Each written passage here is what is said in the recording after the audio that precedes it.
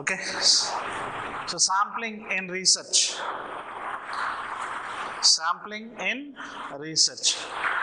So sampling అనేటువంటిది మనం already మాట్లాడుకున్న కొన్ని విషయంలోనే పాపులేషన్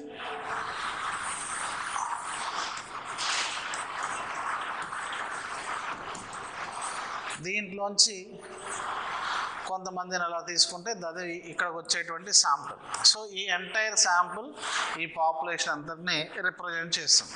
సో ఎలా తీసుకుంటున్నాం, ఏంటి దీని యొక్క కథా కమామిషి ఏంటి అనేది తెలుసుకుందాం. సో చాలా important aspect in examination point of view. So sampling is a process of selecting a subset of observations. So this is a set of observation and you are getting this subset. Set ni ఇంకొక ఉప సెట్గా లేదా ఒక ఉప గ్రూప్గా దాన్ని divide చేసుకుంటున్నాం. From a large population to make inference about the population as a whole. So entire ఈ పాపులేషన్గా ఉన్నటువంటి ఒక సమూహంలోంచి ఇంకొక ఉప సమూహాన్ని క్రియేట్ చేసుకుంటున్నావు, దాన్నే శాంపిల్ అని అంటాం. ఈ ఉప సమూహం అనేటువంటిది డెఫినెట్గా ఎంటైర్ ఒక సమూహాన్ని రిప్రజెంట్ చేస్తుంది అనేటువంటిది దీని యొక్క సారాంశం. The goal of sampling, question point, the goal of sampling. క్వశ్చన్లో వచ్చేటువంటిది the goal of sampling is to select a sample that is representative of the population. Most important, the goal of the sample is to select a sample that has to represent of the population. That is most important. And so that the result from the sample can be used to make generalization about the population. So మీరు తీసుకున్నటువంటి ఈ population ఒక సమూహంలోంచి ఉప సమూహాన్ని ఏర్పరచుకుంటున్నావు లేదా ఉప సమూహాలు ఏర్పరచుకుంటున్నావు. So వీటి ద్వారా వచ్చినటువంటి రిజల్ట్ ఏదైతే ఉందో అది ఈ ఎంటైర్ పాపులేషన్ని రిప్రజెంట్ చేయాలి. అది దాని యొక్క ముఖ్యమైన ఉద్దేశం అని చెప్తున్నాను. The goal of sampling is to select a sample that is representative of the population so that the result from the sample can be used to make generalization about the population.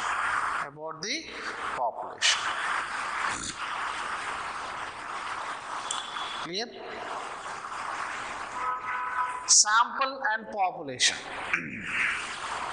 So sample and population already మీకు పెద్దగా ఇంకా అవసరం లేదు దీని గురించి. And as per the definition, so Merriam వెబ్ dictionary చెప్పినటువంటి definition ఏంటంటే it is the act process or technique of selecting a representative. So APT, apt. So this is an act, process and or technique of selecting a representative part of the population. అక్కడ వరకు చాలు మనకి. ఒక act అయినా అయి ఉండాలి, process అన్న ఉండాలి, లేదా technique of selecting a representative part of a population for the purpose of determining the parameters or characteristics of the whole population. So to determine parameters, characteristics, లక్షణాలు కానీ వాటి యొక్క అంతరాలు ఏవైతే ఉన్నాయో వాటిని గుర్తించడానికి ఆ హోల్ పాపులేషన్లో మీరు ఏదైతే కనుక్కోవాలనుకుంటున్నారో అవన్నీ కూడా వీటి ద్వారా మీరు తీసుకోవచ్చు. ఆ ఎంటైర్ పాపులేషన్ నుంచి మీరు ఈ శాంపుల్ అనేటువంటి దాని ద్వారా మీరు గుర్తించవచ్చు అని చెప్తున్నాడు. అండ్ ఇక్కడ ప్రాబబిలిటీ అండ్ నాన్ ప్రాబబిలిటీ రెండు వర్డ్స్ వస్తాయి. Probability sampling and non probability sampling. Very very important. Sampling further divided into probability sampling and non-probability sampling. So probability sampling always or involves random selection. Non-probability selection always involves non-random selection. And శాంప్లింగ్లో probability sampling అనేటువంటిది random selection ద్వారా తీసుకుంటాం. And అదే non probability non random, అంటే నువ్వురా అనేటువంటి కొన్ని system selections of process ఉన్నాయి. అంటే సింపుల్ ర్యాండమ్ శాంప్లింగ్ అని, సిస్టమాటిక్ ర్యాండమ్ శాంపిల్ అని, స్ట్రాటిఫైడ్ ర్యాండమ్ శాంపిల్ అని, క్లస్టర్ శాంప్లింగ్ అని, మల్టీ స్టేజెస్ శాంప్లింగ్ అని. సో ఇలాంటి టెక్నిక్స్ అన్నీ ప్రాబబిలిటీ శాంప్లింగ్ టెక్నిక్స్లో ఉంటాయి. అలానే నాన్ ప్రాబబిలిటీ శాంప్లింగ్ టెక్నిక్స్ కూడా ఉంటాయి. సో వీటిని అంటే కన్వీనియన్స్ శాంప్లింగ్ అని, స్నోబాల్ శాంప్లింగ్ అని ఇలా ఉంటాయి.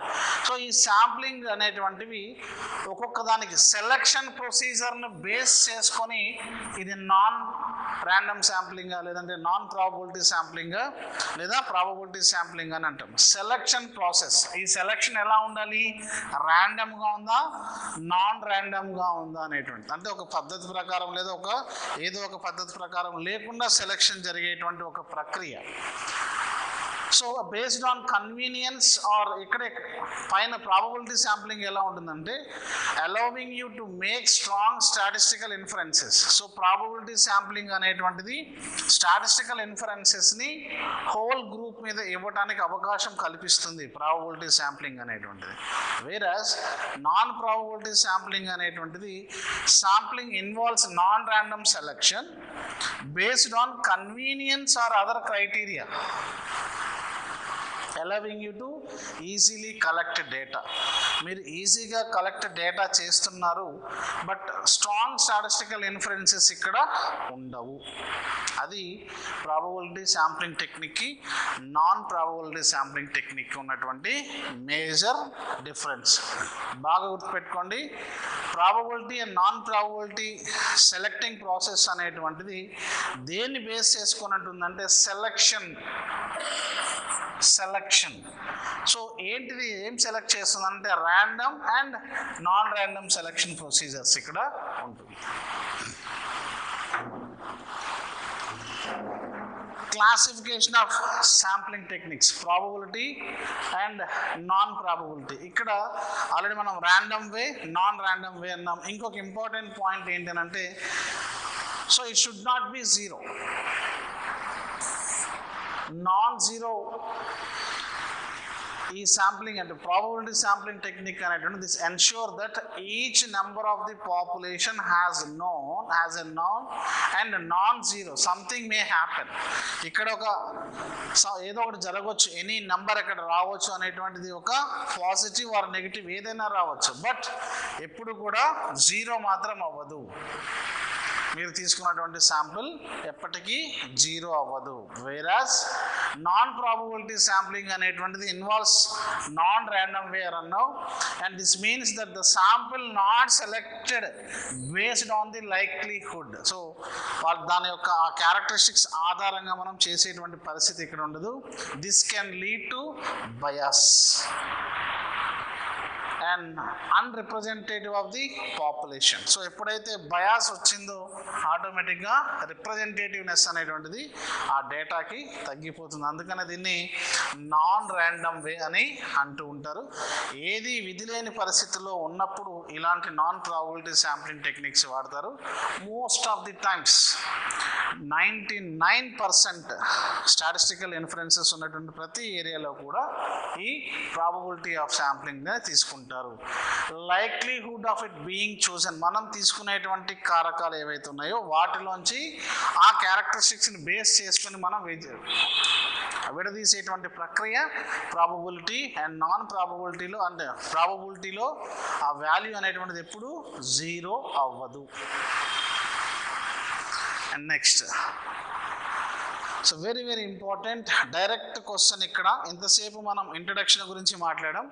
సో క్లాసిఫికేషన్ ఆఫ్ శాంప్లింగ్ టెక్నిక్లో డైరెక్ట్ క్వశ్చన్ రెండు రకాలుగా వస్తుంది. Which of the following are related to probability sampling technique and which of the following are not related to sampling technique, or which of the following are non probability sampling technique, or which of the following are not related to non probability sampling technique. Very very very important, డెఫినెట్గా question ఈ ఏరియాలో ఉంటుంది. So sampling technique అనేటువంటిది రెండుగా విడగొట్టబడిందని చెప్పాము. ఒకటి probability sampling technique and non probability sampling technique. So first probability sampling technique అనేటువంటిది ఎన్ని భాగాలుగా విడగొట్టబడింది అని అడిగితే simple random sampling, systematic sampling, stratified sampling, cluster sampling and other techniques. అంటే ఈ క్లస్టర్లోనే single stage, double stage, multi stage ఇలా టెక్నిక్స్ ఉన్నాయి. నాన్ ప్రాబబిలిటీ శాంప్లింగ్ టెక్నిక్స్లో convenience sampling, judgemental sampling, quota sampling, snowball sampling. ఈ క్వశ్చన్ అడిగాడు, snowball sampling ఎక్కడొస్తుంది అని అడిగాడు. Non probability sampling technique. So simple random sampling SRS అని అంటాం, SRS simple random sampling, systematic sampling, stratified sampling, cluster sampling, దాంట్లో మళ్ళీ 1, 2, 3 and multi stages, other sampling టెక్నిక్స్లోకి వెళ్ళిపోతాం. అండ్ నాన్ ప్రాబబిలిటీ శాంప్లింగ్ టెక్నిక్స్కి వచ్చేటప్పటికి convenience sampling, judgemental sampling, quota sampling, snowball sampling. ఇక్కడ చూడండి, ప్రాబబిలిటీ అని రాగానే మనకేం 2 పాయింట్లు గుర్తు రావాలి. ఒకటి ర్యాండమ్ అలొకేషన్ ఉంటుంది and it not equals to 0, right. So simple random sampling, దాన్ని చూడగానే బాగా గుర్తుపెట్టుకోవడానికి చిన్న టెక్నిక్ చెప్తాను. సింపుల్ ర్యాండమ్ అంటే అక్కడక్కడ అన్నదాన్ని మనం ర్యాండమ్గా రమ్మని చెప్తాం. దాన్ని ఎలా చెప్తున్నాడు, సింపుల్గా నువ్వురా అని చెప్పేటువంటిది సింపుల్ ర్యాండమ్. సిస్టమాటిక్ శాంప్లింగ్ అంటేనే ప్రాబబిలిటీ శాంప్లింగ్లో ర్యాండమ్గా తీసుకోవడం. బేస్ పాయింట్ మర్చిపోవద్దండి ఎక్కడైనా కానీ. ప్రాబబిలిటీలో ఉన్న టెక్నిక్ గురించి మాట్లాడుతున్నాం. ఏదైనా శాంప్లింగ్ ఫస్ట్ ఏం కలిగి ఉండాలి, అది ర్యాండమిటీ ఉండాలి. నెక్స్ట్ ఏం చెప్తున్నాం, సిస్టమాటిక్ అంటున్నాం. ఇదేమన్నాం, సింపుల్ ర్యాండమ్ అన్నాం. సింపుల్గా అంటే ఊరికే అట్లా నువ్వురా అని పిలుస్తున్నాం. బట్ అదే ర్యాండమ్ శాంప్లింగ్ని ఇంకొంచెం సిస్టమాటిక్గా పిలుస్తున్నాం. ఎలా, ఏదో ఒక ఇంటర్వెల్ పెట్టి పిలుచుకుంటాం. సిస్టమాటిక్ వే ఒకటి, ఒక ప్రత్యేకమైనటువంటి విధి విధానాలు రూపొందించి నువ్వు పిలుచుకుంటావు. స్ట్రాటిఫైడ్, తరగతులుగా విభజిస్తున్నావు. స్ట్రాటిఫైడ్ అండ్ క్లస్టర్, గ్రూపులుగా విభజిస్తున్నాం. అలా డిఫరెంట్ నేమ్స్ అక్కడే మీరు చూడగానే మీకు గుర్తు రావాలి. అండ్ కన్వీనియన్స్ అన్నాడు. కన్వీనియన్స్ మనకు అనుకూలంగా ఉన్నట్టు. జడ్జిమెంట్ చేస్తున్నాం. కోటా, ఒక కోట ఆధారంగా చేసుకుంటున్నాం. స్నోబాల్ చెప్తాను, అది ఏం సినిమా, అది ఒకరికి మంచి చేసావు నువ్వు ముగ్గురికి చేయాలంటాడు. ఏం సినిమా అది, స్టాలిన్. అట్లా చెప్తాను దాని గురించి. ఓకే, ఇలా గుర్తుపెట్టుకోండి. సో ప్రాబబిలిటీ శాంప్లింగ్ టెక్నిక్లో ఉండేటువంటి టెక్నిక్స్ ఏంటి అని అంటే simple random sampling, systematic sampling, stratified sampling, cluster sampling and other techniques. Whereas non probability sampling టెక్నిక్స్లో convenience sampling, judgemental sampling, quota sampling and snowball sampling. Definite question ఇక్కడ నుంచి. And next, simple random sampling. Simple random sampling. A simple random sample is selected by randomly choosing individuals from the population without any bias. So మీరు ఊరికి ఎలా పిలుస్తున్నారు, so ఇది ఒక population అనుకుంటే 15 member ఉండేటువంటి పాపులేషన్లో మీరు ఒక 6 మందిని పిలుస్తున్నారు. సో ఫస్ట్ గ్రూప్లో ఒక 3ని ఒక 2ని రమ్మన్నావు, నెక్స్ట్ గ్రూప్లో 10ని ఒకదాన్ని రమ్మన్నావు, నెక్స్ట్ దాంట్లో 12, 14 రమ్మన్నావు. సో వితౌట్ ఎనీ బయాస్ ఉండదా అంటే ఉండకపోవచ్చు. సో ముందుగానే వాళ్ళు కొన్ని గ్రూపులుగా విభజించబడి ఉన్నారు, వాళ్ళలోంచి నువ్వు పిలుస్తున్నావు, సింపుల్గా పిలుస్తున్నావు, ర్యాండమైజ్డ్ దాంట్లో. సో దాన్నే సింపుల్ ర్యాండమ్ శాంప్లింగ్ అని అంటారు. సో బట్ ఇక్కడ ఏదో ఒక కార్నర్లో బయాస్ జరగడానికి అవకాశం ఉంది. మ్యాక్సిమం అవాయిడ్ చేయడానికి అనుకుంటారు, కానీ సో మనకు తెలిసిన వాళ్ళు ఎక్కడైనా ఉంటే నోరా వచ్చి ఇక్కడ పాల్గొనని చెప్పడానికి అవకాశం ఉంటుంది ఇక్కడ.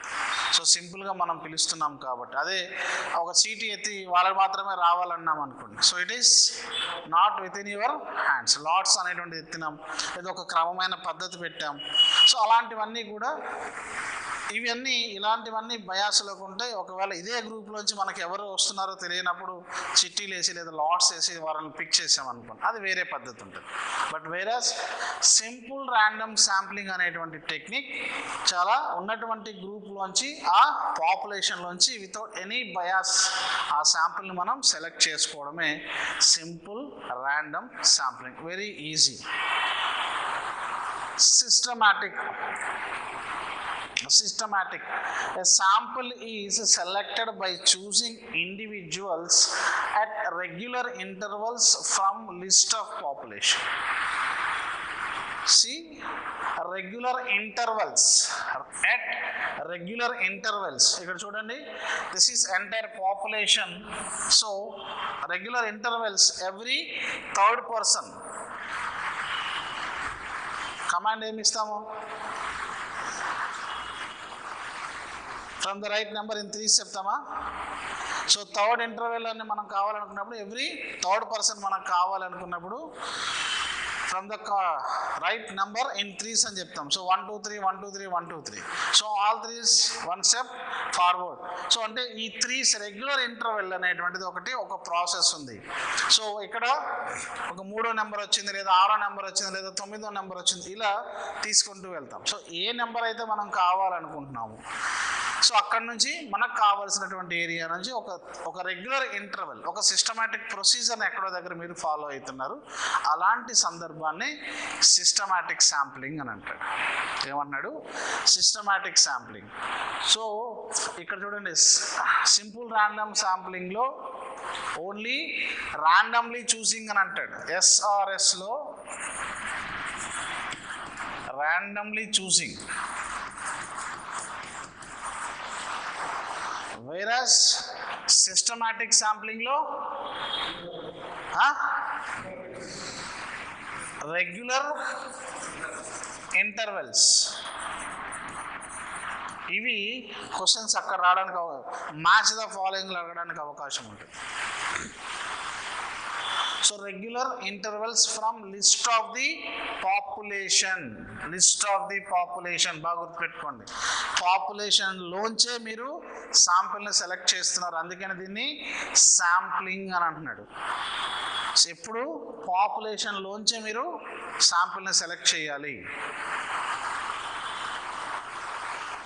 స్ట్రాటిఫైడ్ ర్యాండమ్ శాంప్లింగ్ లేదా స్ట్రాటిఫైడ్ శాంప్లింగ్ ఎలా అన్నా చెప్పచ్చు. స్ట్రాటిఫైడ్ అంటే అమెరికాలో లేదా డిఫరెంట్, ఇప్పుడు మనం ఏ ఆవరణలో ఉన్నామంటే స్ట్రాటోనా, ట్రోపోనో, ఐనో పొరలు, ఏ పొరల కింద ఉన్నాం మనం? స్ట్రాటో. ఐనోలో కమ్యూనికేషన్స్ ఉంటాయి, ట్రోపోలో ఫ్లయింగ్ జోన్స్ ఉంటాయి. సో అలా ఒక్కొక్క పొరలను చూస్తూ ఉన్నాం. So the population divided into sub groups అని అంటున్నాడు. Sub groups, strata, based on certain characteristics, and simple random sampling is then selected from each stratum. So first population ni sample గా తీసుకున్నాడు. ఎంటైర్ పాపులేషన్ని ఏ దాని కింద తీసుకున్నాడు? అది మేబీ బేస్డ్ ఆన్ క్యారెక్టరిస్టిక్స్ అవ్వచ్చు, ఇంకేదన్నా అవ్వచ్చు. వాడికి అవసరమైన ఏ లక్షణాలు అయితే కావాలనుకుంటున్నాడు ఆ లక్షణాల ఆధారంగా ఒక శాంపిల్ని తీసుకున్నాడు. ఆ శాంపిల్ని ఎలా సబ్ గ్రూప్స్గా డివైడ్ చేస్తున్నాడు అని అంటే based on simple random sampling, SRS సిస్టమ్ని ఉపయోగిస్తున్నాడు. చేయాలి. సో ఒక పాపులేషన్, ఆ పాపులేషన్లోంచి ఒక శాంపుల్ని తీస్తున్నాడు. ఈ శాంపుల్ని మళ్ళీ 4 గ్రూపులు, 5 గ్రూపులు, 6 గ్రూపులు మీరు సెలెక్ట్ చేస్తున్నారు. సో ఇక్కడ ఒక చిన్న ఎగ్జాంపుల్ చెప్తాను మీకు. సో ఇక్కడ మీకు మీ స్టడీకి 80 మంది కావాలి, మీ సబ్జెక్ట్స్. సో రాయలసీమ ఏరియా అన్నావు, రాయలసీమ యూనివర్సిటీ ఏరియా అన్నావు. సో ఉన్నటువంటి రాయలసీమ యూనివర్సిటీలో డిగ్రీ కాలేజెస్ ఒక 130 ఉన్నాయి అనుకుందాం. Entire college strength first year, second year, third year కలిపితే 50,000 మంది ఉన్నారు. దీంట్లో ఉమెన్ 30,000 ఉన్నారు, రైట్, ఉమెన్. మిగతా మెన్ 20,000 మంది ఉన్నారు. సో ఈ 20,000 మందిలో కూడా నీవు తీసుకున్నటువంటి లిమిటెడ్ ఏరియా ఎక్కడ ఉంటుందంటే ఒక 5 కాలేజెస్ తీసుకున్నాం. ఈ 20,000 అవుట్ ఆఫ్ 20,000లోంచి ఈ 5 కాలేజెస్ స్ట్రెంగ్త్ 5,000 అనుకోండి. సో ఈ 5,000లోంచి కూడా మళ్ళీ స్పోర్ట్స్ మెనా, నాన్ స్పోర్ట్స్ మెనా డివైడ్ చేసుకోవాలి. సో ఇలా అంటే ఒక్కొక్క దాన్ని ఒక్కొక్క తెగను స్ట్రాటా కింద డివైడ్ చేసుకుంటూ వస్తే నీకు ఫైనల్ అవుట్పుట్ ఒక 1000 మంది వచ్చారు. సో ఈ 1000 మంది పాపులేషన్ని నువ్వేం చేయాలంటే నీకు కావలసినటువంటి గ్రూపుల్లో డివైడ్ చేసుకోవాలి. సో ఈ 1000 మంది నీ క్యారెక్టరిస్టిక్స్కి సంబంధించినటువంటి వాళ్ళు. అవుట్ ఆఫ్ ఈ 50,000లో 1000 మంది శాంపిల్ వస్తారు. సో ఈ 1000 మంది నువ్వు సింపుల్ ర్యాండమ్ బేసిస్ కింద నీకు 80 మందే కావాలి. సో ఈ సుత్తంతా నాకెందుకు, వేరే వాళ్ళని ఒక 20 మందిని 4 కాలేజీల నుంచి పిలిస్తే అయిపోద్ది కదా అని అంటే డేటా తప్పు వస్తుంది. మీరు అనుకున్నటువంటి డేటా అక్కడ రిప్రజెంట్ కాదు. సో తీసుకున్నటువంటి శాంపుల్ డెఫినెట్గా పాపులేషన్ని రిప్రజెంట్ చేయాలి. That is the primary motto. ఇంకా దాన్ని కాదని చెప్పడానికి ఏ సిద్ధాంతం కూడా నీకు సపోర్ట్ చేయదు. సో ఈ శాంపుల్ 1000 మంది శాంపుల్లోంచి నీకు కావలసినటువంటిది ఎంతమంది? 80 సబ్జెక్ట్స్ కావాలి. సో వీళ్ళని ఎలా చేస్తున్నావు? You are not performing with the systematic sampling. So you are performing with the simple random sampling. So వీళ్ళల్లోంచి ఏదో ఒక ప్రొసీజర్, ఏదో ఒక క్యారెక్టరిస్టిక్ని బేస్ చేసుకొని ఒకటి ఇలా వెళ్తూ ఉంటే నీకు ఈ గ్రూప్లోకి 20 మంది, ఈ గ్రూప్లో 20 మంది, ఈ గ్రూప్లో 20 మంది, ఈ గ్రూప్లో 20 మంది అక్కడికి అయిపోతుంది. మేబీ ఒక టెస్ట్ పెట్టవచ్చు, ఏదో ఒకటి ఇష్టం వచ్చినది పెట్టుకోవచ్చు. సో వాళ్ళని ఆ విధంగా తగ్గించుకుంటూ రావాలి. సో ఏదైనా ఒక ప్రాసెస్ ఉండాలి. సో ఈ సింపుల్ ర్యాండమ్ శాంప్లింగ్ అనేది అంటే ఒక ఏరియా నుంచి ఉన్నదా 50,000 మంది నుంచి నువ్వు ఒకటేసారి తీసుకున్న సింపుల్ ర్యాండమ్ చేయలేవు. సో వాళ్ళని ఈ 1000 మందిని నువ్వు 4 గ్రూపులుగా బిగించి దాని తర్వాత వాళ్ళలోంచి నీకు కావాల్సినటువంటి గ్రూప్స్ నువ్వు తీసుకోవాలి. సింపుల్ ర్యాండమ్ శాంప్లింగ్ బాగా గుర్తుపెట్టుకోండి. The population is divided into strata based on certain characteristics and a simple random sample is then selected from each stratum. So ఇక్కడ నుంచి నీకు కావాల్సినటువంటి ఒక్కొక్క స్ట్రాటాకి సింపుల్ ర్యాండమ్ బేసిస్ మీద నువ్వు ఆ అభ్యర్థుల్ని దాంట్లో నీకు కావాల్సినటువంటి మెంబర్స్ని అక్కడ ఉంచుకుంటావు. So that is about the stratified random sampling లేదా స్ట్రాటిఫైడ్ శాంప్లింగ్. SRS అనేటువంటి వర్డ్ చాలా సందర్భాల్లో వాడుతూ ఉంటాడు. దాన్ని ఎప్పుడు గుర్తుపెట్టుకోండి, సింపుల్ ర్యాండమ్ శాంప్లింగ్ అని గుర్తుపెట్టుకోండి. Simple random sampling, simple random sampling, SRS method అని అంటాడు దీన్ని.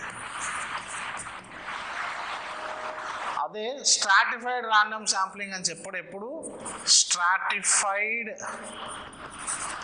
శాంప్లింగ్ అని అంటాడు. Stratified sampling. Cluster. So the population is divided into clusters. Same అది కూడా ఇక్కడ ఏమంటున్నాడు, the population is divided into sub groups అంటున్నాడు. ఇక్కడేమన్నాడు, the population divided into cluster. ఒక ఎంటైర్ పాపులేషన్ ఇంకొక సమూహంగా మారుస్తున్నాడు, ఇంకొక క్లస్టర్గా పెడుతున్నాడు. And sample of cluster choose and randomly, ఇక్కడ కూడా same process. Then all individuals within the selected cluster are included in the sample. So ఉన్నటువంటి ఈ పాపులేషన్లోంచి వాళ్ళు గ్రూపులుగా దీన్ని విడగొడుతున్నాడు. ఈ గ్రూపుల్లోంచి మళ్ళీ వాళ్ళకు కావలసినటువంటి వాళ్ళని ర్యాండమ్గా తీసుకుంటున్నాడు. సో ఇక్కడ వీళ్ళ ద్వారా నుంచి మాత్రమే డేటా కలెక్ట్ చేస్తున్నాడు. సో ఒక ఎంటైర్ పబ్లిక్ కన్సిస్టింగ్ ఆఫ్ 200, ఈ 200 ఇంటూ డివైడెడ్ 1 2 3 4 5 6 7 ఒక 5 గ్రూప్స్ అనుకోండి, అంటే each group consisting of 40. Okay, so ఈ 40లోంచి కూడా ర్యాండమ్గా సెలెక్ట్ చేస్తున్నాడు. అంటే ఒక్కొక్క గ్రూప్లో 40 ఉన్నారు, ఇక్కడ ఉన్నటువంటి 5 మందిలోంచి ఈ గ్రూప్లోంచి 10, ఈ గ్రూప్లోంచి 10, ఈ గ్రూప్లోంచి 10, ఈ గ్రూప్లోంచి 10, అంటే టోటల్ 50 వాళ్ళని మాత్రమే సెలెక్ట్ చేస్తున్నాడు. వీళ్ళ నుంచి మాత్రమే డేటా కలెక్ట్ చేసుకుంటాడు. అది క్లస్టర్ శాంప్లింగ్. అక్కడేముంది, డైరెక్ట్గా 4 గ్రూపులు ఉన్నాయి, 4 గ్రూపుల్లోకి సింపుల్ ర్యాండమ్ శాంప్లింగ్లో తోసేస్తున్నాడు. బట్ ఇక్కడ ఇంతకుముందు మనం మాట్లాడినట్టుగా 200 దాన్ని వాళ్ళకి కావాల్సిన అన్ని గ్రూపులుగా క్లస్టర్లుగా విభజిస్తున్నాడు. క్లస్టర్లో ఆల్రెడీ ఆ శాంపుల్ని సెలెక్టెడ్ క్లస్టర్లో ఆ శాంపుల్ ఏదైతే ఉన్నారో వాళ్ళందరూ ఎంతమంది ఉన్నా వాళ్ళకు కావాల్సినటువంటి డేటాని ఏ క్లస్టర్ నుంచి తీసుకోవాలనేటువంటి, ఏ ఏరియా నుంచి తీసుకోవాలనే దాని మీద మాత్రమే తీసుకుంటాడు. ఇక్కడ చూడండి 3 6 8 ఉన్నాయి, 3 6 8 ఉన్నాయి, కానీ ఇక్కడ ఫైనల్గా తీసుకుంది 4. ఈ 4లో కూడా వాళ్ళకు కావాల్సిన ఎంతమంది ఉన్నారో 4 6 24 మంది మీద మాత్రమే తీసుకున్నాడు. సో అవుట్ ఆఫ్ ఈ 200లో ఫైనల్ అవుట్పుట్ కేవలం 24 మంది దగ్గర మాత్రమే తీసుకున్నాడు. 6 into 4 కాబట్టి. సో ఇక్కడ 8 ఉన్నాయి గ్రూపులు, ఇక్కడ 8 ఉన్నాయి, ఇక్కడ మాత్రం 4 ఉన్నాయి. అర్థం ఏంటి, ఉన్నటువంటి పాపులేషన్ని క్లస్టర్స్గా డివైడ్ చేశాడు. ఆ క్లస్టర్ నుంచి ఈ గ్రూపుల్లోంచి వీళ్ళని సెలెక్ట్ చేసుకున్నాడు, బైఫర్కేట్ చేశాడు, కావాల్సినటువంటి ర్యాండమ్ సెలెక్షన్ చేశాడు. ఇక్కడి నుంచి కూడా మళ్ళీ ఏం చేసుకున్నాడు, ఇంకా కట్ చేశాడు. స్టిల్ కట్ చేసి ఆ క్లస్టర్లోనే ఓన్లీ 4 గ్రూపులు మాత్రమే తీసుకున్నాడు. ఆ 4 గ్రూపులు ఉండేటువంటి వాళ్ళ దగ్గర మాత్రమే డేటా కలెక్ట్ చేసుకున్నాడు. So cluster sampling, population divided into cluster and a sample of clusters is chosen randomly. First ఏం చేస్తున్నాడు, పాపులేషన్ డివైడెడ్ ఇంటూ క్లస్టర్స్. బాగా గుర్తుపెట్టుకోండి, ఎంటైర్ పాపులేషన్ అంతటినీ క్లస్టర్ ఆఫ్ ది పాపులేషన్గా డివైడ్ చేస్తున్నాడు. ఈ క్లస్టర్ నుంచి ఏం చేస్తున్నాడు, మళ్ళీ వాళ్ళ యొక్క శాంపుల్ని ఎలా సెలెక్ట్ చేసుకుంటున్నాడు, ర్యాండమ్గా సెలెక్ట్ చేసుకుంటున్నాడు. Then all individuals within the selected clusters are included in the sample. వీళ్ళల్లో ఉండే వాళ్ళందరినీ ర్యాండమ్గా సెలెక్ట్ చేసుకున్న తర్వాత వాళ్ళని శాంపుల్గా, వాటిలో కొంతమందిని శాంపుల్గా సెలెక్ట్ చేసుకుంటున్నాడు. సో ఈ 4 క్లస్టర్స్లో ఉండేటువంటి వాళ్ళు ఈ ఎంటైర్ పాపులేషన్ని రిప్రజెంట్ చేస్తారు. Cluster sampling is often used large scale surveys such as political polls, market research and health studies. చాలా వాల్యుబుల్ పాయింట్. క్లస్టర్ శాంప్లింగ్ అనేటువంటిది ఎలక్షన్ బేస్డ్గా ఉంటుంది కాబట్టి రీసెర్చ్ ఏరియాలో పొలిటికల్ పోల్స్ ఉన్నప్పుడు ఎక్కువగా ఉపయోగించేటువంటి సర్వే ఏది అని అడగచ్చు. అప్పుడు క్లస్టర్ శాంప్లింగ్ సర్వేని మనం తీసుకోవచ్చు. దాంట్లో లార్జ్ స్కేల్ సర్వేస్ చేయడానికి అవకాశం ఉంది. ఎందుకు లార్జ్ స్కేల్ సర్వేస్ ఉంటాయి, characteristics are the same.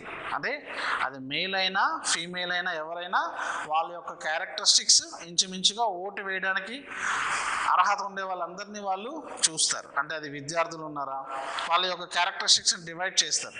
Age criteria ఎంత ఉంది, సో వాళ్ళల్లో ఉద్యోగస్తులు ఎంతమంది ఉన్నారు, లేదా ఫ్యామిలీ పెన్షన్స్ తీసుకునే వాళ్ళు ఎంతమంది ఉన్నారు, సో దాన్ని బేస్ చేసుకొని ఉద్యోగస్తుల, మహిళల, ఇలా వాళ్ళ క్యారెక్టరిస్టిక్స్ని బేస్ చేసుకొని ఆ గ్రూప్స్ని డివైడ్ చేసుకొని ఒక్కొక్క గ్రూప్ వాళ్ళ మీద వర్క్ చేస్తుంది. సో దాని ద్వారా సో ఫలానా వర్గం వాళ్ళు, ఫలానా వీళ్ళు, ఫలానా వాళ్ళు, ఫలానా దానికి మొగ్గు చూపుతున్నారు అనేటట్టుగా దీన్ని ప్రొజెక్ట్ చేసుకుంటారు. అండ్ దీంట్లోనే 2 types ఆఫ్ క్లస్టర్ శాంప్లింగ్స్ ఉన్నాయి. దాంట్లో 1 stage cluster sampling and 2 stage cluster sampling అని చెప్తూ ఉన్నాడు. సో 1 stage, ఓన్లీ 1 stage, ఒకటే క్లస్టర్ శాంప్లింగ్లో ఓన్లీ 1 stage, ఒకటే స్టేజ్ ఉంటుంది, మళ్ళీ ఇంకా అక్కడికి ఎండ్ అయిపోతుంది. So in this method clusters are selected first క్లస్టర్స్ని సెలెక్ట్ చేస్తుంది.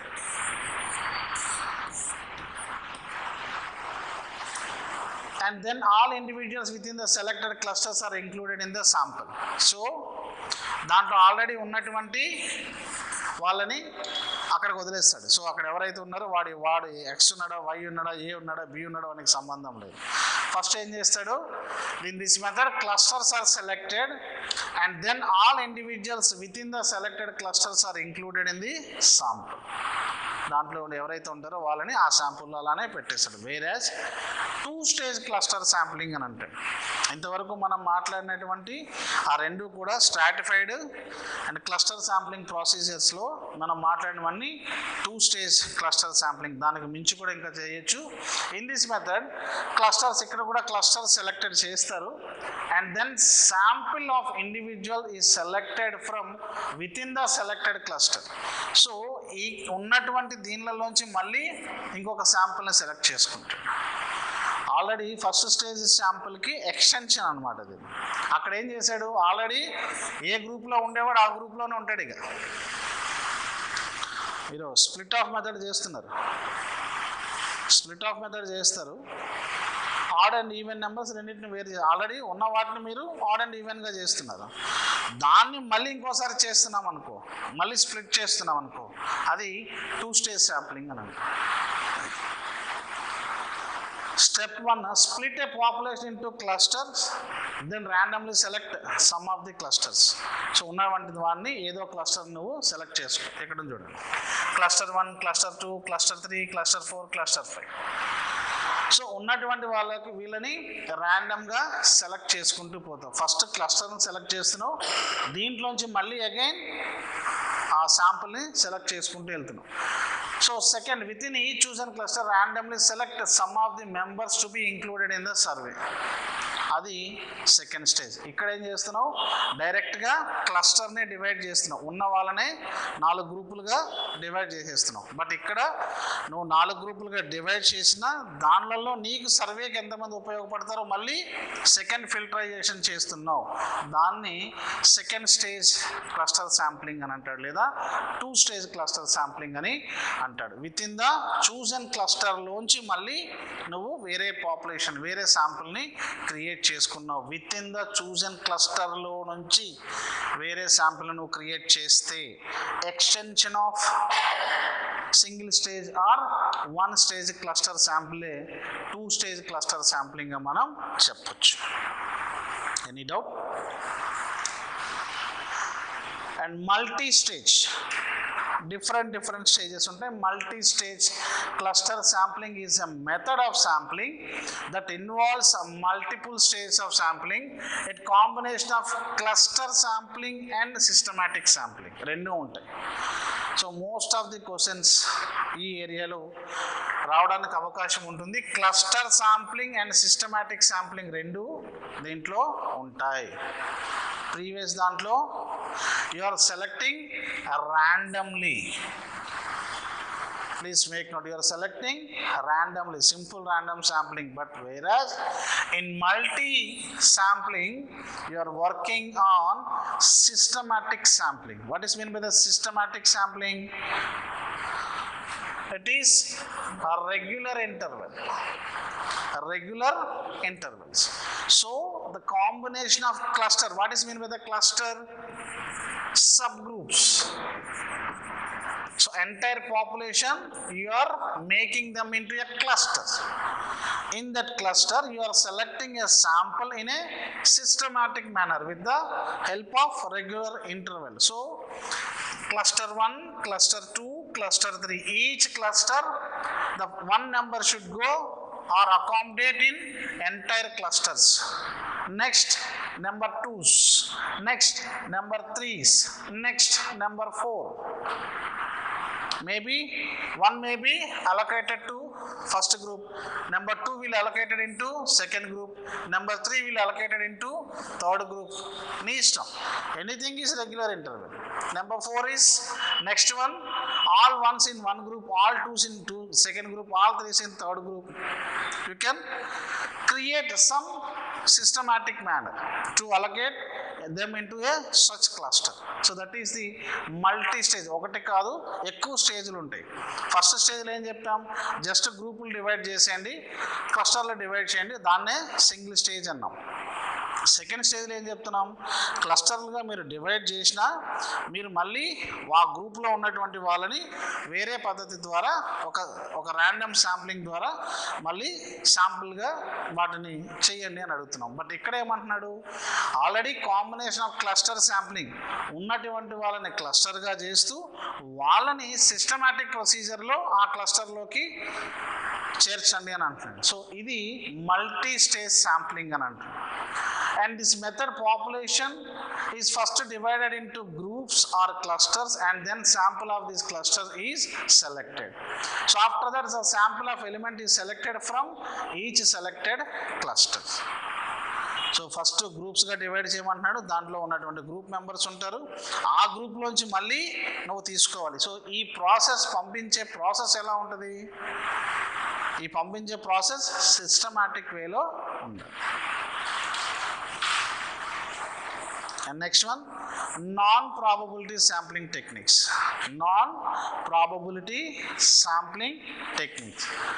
So non-probability selection or probability sampling anante not selected randomly from population,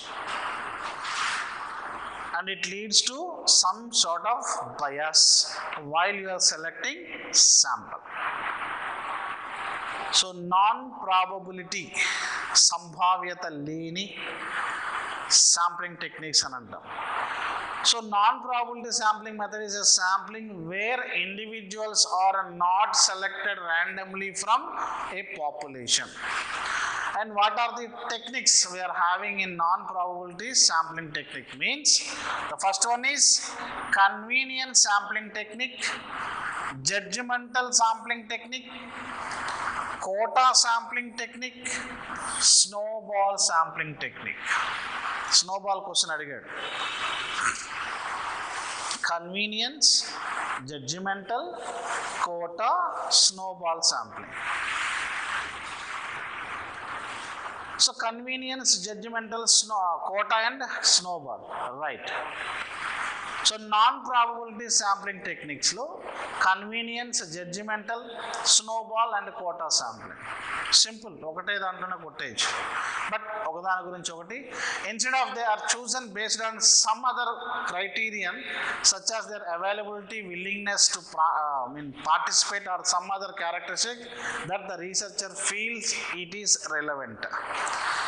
so ఇక్కడ ఎలా తీసుకుంటున్నాడంటే, ఒక క్రైటీరియన్ బేస్డ్ కానీ సమ్ అదర్ క్రైటీరియన్స్ ఏదన్నా ఉంటే, అంటే according to the availability of the samples. ఇప్పుడు క్యాన్సర్ పేషెంట్స్ అనో ఎయిడ్స్ పేషెంట్ ఉన్నారనుకోండి, సో మనం అక్కడ తీసుకునేటువంటివన్నీ ఈ non probability sampling techniques.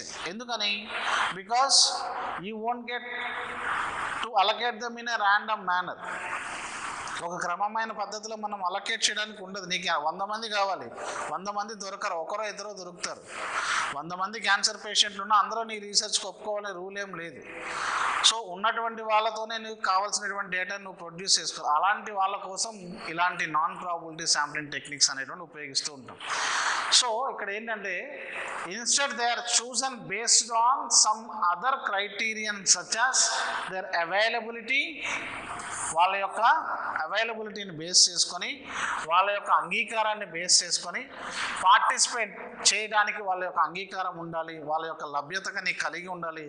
Some other characteristics that researcher feels, so వాళ్ళకు కావాల్సినటువంటి లక్షణాలు వీళ్ళల్లో ఉన్నాయి, అలాంటి వ్యాధి లక్షణాలు లేదా అలాంటి స్పీడ్, అలాంటి ఎండ్యూరెన్స్, అలాంటి క్యారెక్టరిస్టిక్స్ వాళ్ళ మీద ఉన్నాయి అన్నప్పుడు ఇలాంటి టైప్ అవి వీలు కాకపోయినా వాళ్ళ మీద చేసుకోవడానికి ఇలాంటి నాన్ ప్రాబబిలిటీ శాంప్లింగ్ టెక్నిక్ అనేటువంటిది ఉపయోగపడుతుంది. సో ఇక్కడ మీరు బాగా గుర్తుపెట్టుకోవాల్సింది, so what are the criterions related to the non-probability sampling technique and ante availability, willingness to participate and characteristics that researcher feels whether it may be relevant or not relevant అనేటువంటి concepts మీద, ఆ context మీద non probability sampling technique అనేది depend అయి ఉంటుంది.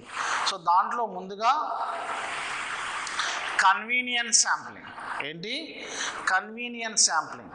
So individuals are selected for a sample based on their availability or willingness to participate. దీన్ని చూడగానే మీకు ఏది ప్రొజెక్ట్ అవ్వాలి?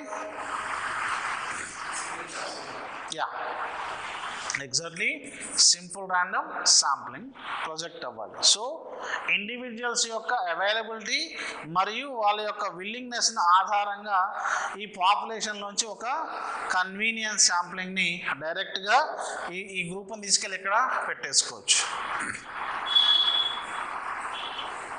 లేదా ఎవరైతే ఇష్టం ఉందో వాళ్ళందరూ వచ్చేయండి ఇక్కడికి అని అంటే వాళ్ళందరిని ఒక గ్రూప్గా క్రియేట్ చేయొచ్చు. సో కన్వీనియన్స్, ఎవరి కన్వీనియన్స్? పార్టిసిపెంట్స్ యొక్క కన్వీనియన్స్. Individuals are selected. ఎలా? Individuals are selected for a sample based on their availability, not scholars availability, on their availability, willingness. ఎవరి మీద నువ్వు రీసెర్చ్ చేయాలి? శాంపుల్ మీద చేయాలి. సో శాంపుల్ నీకు అవైలబుల్గా ఉండాలి, శాంపుల్ విల్లింగ్నెస్ ఇవ్వాలి. సో రోజు నువ్వు 5 కిలోమీటర్లు పరిగెత్తాలని ఒకటి పెట్టావు, నీ దగ్గర 5,000 మంది ఉన్నారు స్టూడెంట్లు, రోజు 5 కిలోమీటర్లు పరిగెత్తాలనుకునే వాళ్ళందరూ నా గ్రూప్లో చేరండి అంటే ఎంతమంది చేరుతారు? ఎవడు చేరడు. ఎందుకు చేరుతారు? ఇదేం కర్మరా భయ్, రోజు 5 కిలోమీటర్లు నాకేం పని పరిగెత్తడానికి అనుకుంటారు. సో అలా అంటే నువ్వు పెట్టేటువంటి నీ టెస్ట్ కావాల్సినటువంటి వాళ్ళు ఎంత అవసరమో వాళ్ళు మాత్రమే కన్వీనియన్స్గా వాళ్ళు వస్తారు, వాళ్ళ ఇంట్రెస్ట్తో వస్తారు, విల్లింగ్నెస్తో వస్తారు అనేటువంటిది కన్వీనియన్స్ శాంప్లింగ్. ఇక్కడ ఏమైనా టెక్నిక్స్ ఉన్నాయా? ఏం లేవు. అక్కడైతే నువ్వు గ్రూపులుగా విభజించాలి, ర్యాండమ్గా చేయాలి, వాళ్ళు మాత్రమే రావాలి, లేదా నువ్వు పిలుచుకోవచ్చు అనేటువంటి. ఇక్కడ రీసెర్చర్కి సంబంధం లేకుండా బాబు నా టార్గెట్ ఇది, ఈ టార్గెట్లో ఎవరైనా పార్టిసిపేట్ చేయడానికి ఇంట్రెస్ట్ ఉన్నారా ఉంటే వాళ్ళు వచ్చి చేరండి, మీకు ఇవి నేను చేస్తాను అంటేనే వాళ్ళు ఇంట్రెస్ట్ ఉండే వాళ్ళు వచ్చి పాల్గొంటారు. అది convenience sampling. First part of the non-probability sampling technique. Next one is judgmental sampling. Next one is judgmental. ఏంటి జడ్జిమెంట్ అంటే?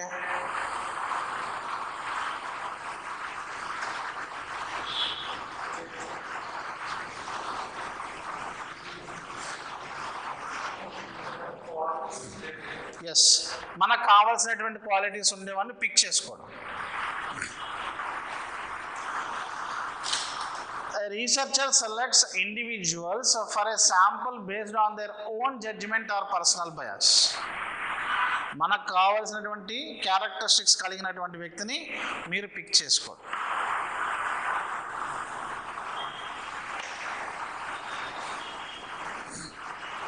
బొమ్మను అంతసేపు చూడక పగిలిపోతుంది అది screen గీనంత.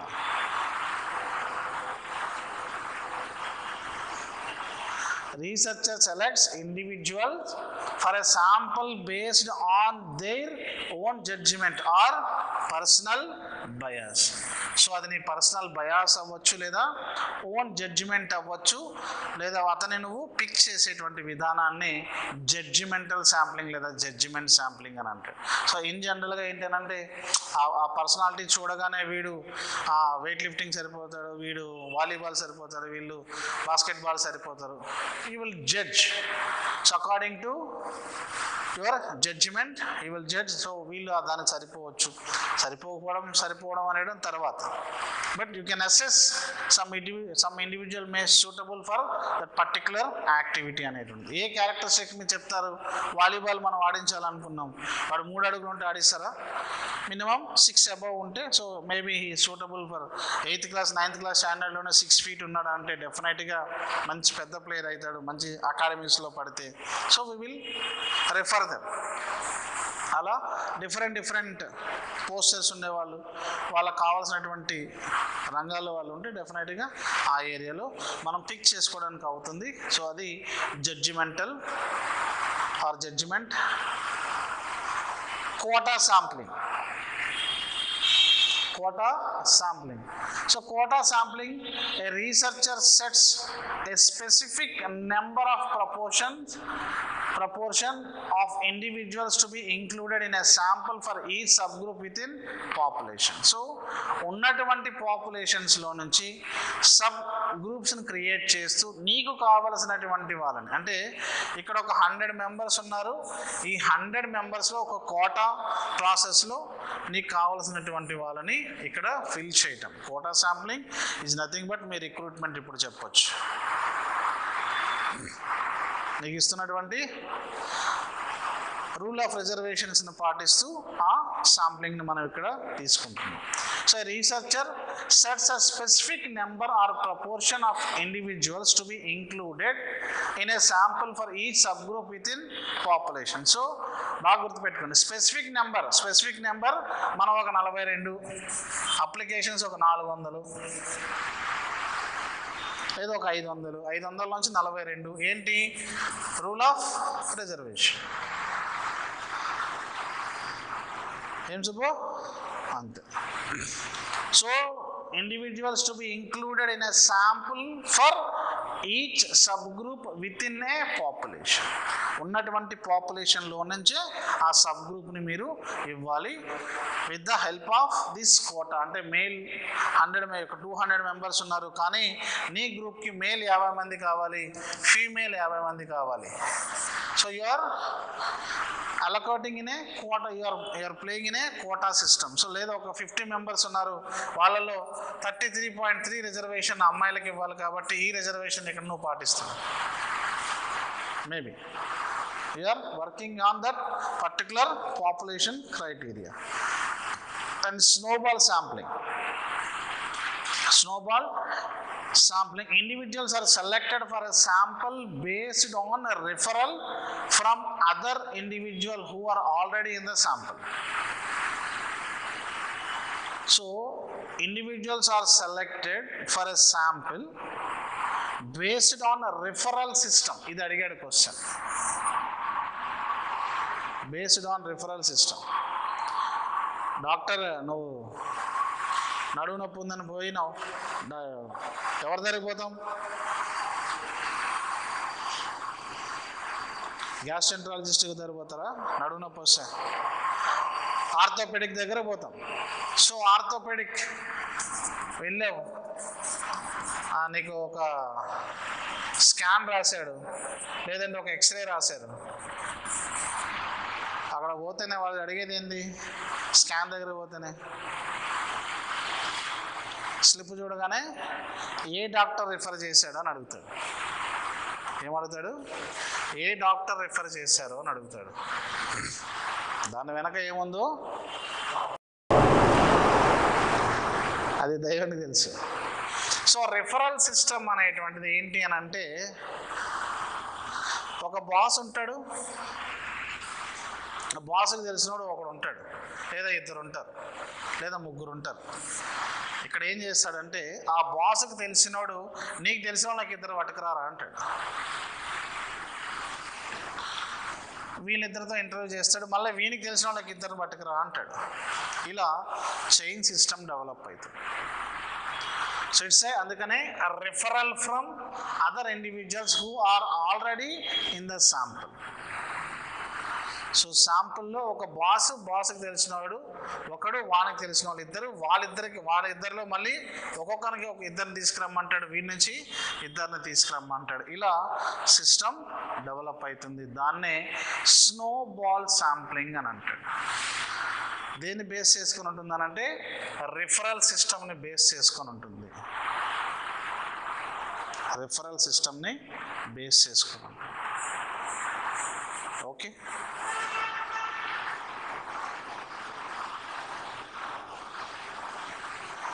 And research proposals,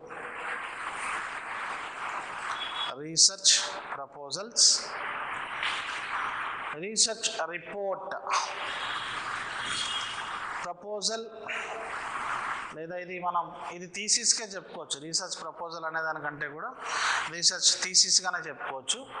proposal అంటే ఓన్లీ చాప్టర్ 1 వరకే ఉంటుంది, లేదా మ్యాక్సిమం చాప్టర్ 3లో మనం ఇచ్చేటువంటి కొన్ని aspects, administration of the test ఇలాంటి వరకే ఉంటాయి. బట్ థీసిస్ మొత్తం చెప్పాలి కాబట్టి రీసెర్చ్ ప్రాజెక్ట్ అనో లేదంటే రీసెర్చ్ థీసిస్ అనో పెట్టుకోండి దీనికి. రైట్. సో ఈ రీసెర్చ్ రిపోర్ట్ అనేటువంటిది ఏమేమి కలిగి ఉంటుంది? Research report is nothing but entire thesis. యాక్చువల్గా ఈ రిపోర్ట్ ఆఫ్ ది అడ్జుడికేటర్ అని అంటాం. రిపోర్ట్ ఆఫ్ అడ్జుడికేటర్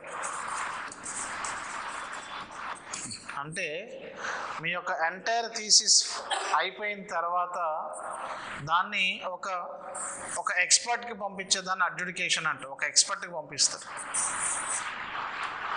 దాన్నే రిపోర్ట్ ఆఫ్ అడ్జుడికేషన్ రిపోర్ట్ అని అంటాం. దాన్ని రీసెర్చ్ రిపోర్ట్గా మనం చెప్తూ ఉంటాం. అది ఇంటర్నల్ అయితే ఇంటర్నల్, ఎక్స్టర్నల్ అయితే ఎక్స్టర్నల్ ఎవాల్యుయేషన్కి వెళ్తుంది. సో దాంట్లో అంటే నీ యొక్క రిపోర్ట్లో నీ యొక్క thesis consisting of 3 main parts కింద చెప్తాం. నీ యొక్క థీసిస్ని 3 మెయిన్ పార్ట్స్గా విభజించడం జరుగుతుంది. ఎంటైర్ థీసిస్ గురించి, not only report, we're talking about thesis. Thesis consist of 3 main parts. దాంట్లో first one is preliminary section, second one is main body section, third one is reference section. నీ thesis 3 పార్ట్లను కలిగి ఉంటుంది. 1 preliminary section, 2 main body section, 3 referral section. So preliminary section question అడిగాడు, arrange preliminary section or frontal material in a sequential order అని అడిగాడు. Arrange preliminary or frontal material in a sequential order అని అడుగుతాడు. So flyleaf, title page, approval page, vita, curriculum, acknowledgement, dedication, table of content, list of tables, list of figures.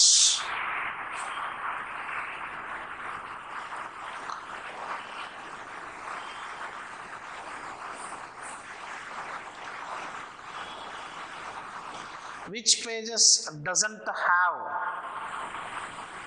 number అని అడిగాడు అనుకోండి.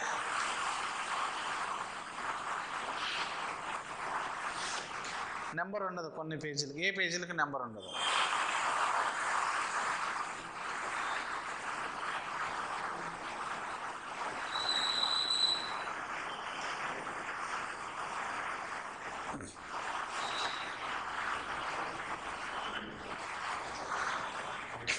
దీనికి ఉండదు, దీనికి ఉండదు, ఇక్కడ నుంచి ఉంటుంది. దేంట్లో ఇవ్వాలి? రోమన్లో ఇవ్వాలి, స్మాల్ రోమన్.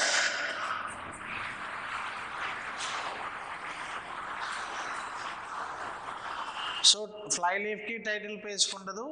రీసెర్చ్ సూపర్వైజర్ లేదా ప్లాగరిజం రిపోర్ట్ దగ్గర నుంచి మనం తీసుకోవచ్చు, నంబరింగ్ సిస్టమ్ని పెట్టవచ్చు. స్కాన్ స్టార్ట్ అవుతుంది కాబట్టి అప్రూవల్ పేజెస్లో ఏముంటుందని అంటే రీసెర్చ్ సూపర్వైజేషన్స్ ఉన్నటువంటి రిపోర్ట్స్ ఉంటాయి. అవి డైరెక్ట్గా మనం 3, 4, 5 స్టార్ట్ అయిపోతుంది. సో రీసెర్చ్ సూపర్వైజర్ ఇచ్చినటువంటి అప్రూవల్ ఇస్తారు, దానికి మీరు మీద కాపీ ఉండాలి, అక్నాలెడ్జ్మెంట్ ఉండాలి. దాని తర్వాత నేను ప్లాగరిజం రిపోర్ట్ ఉంటుంది.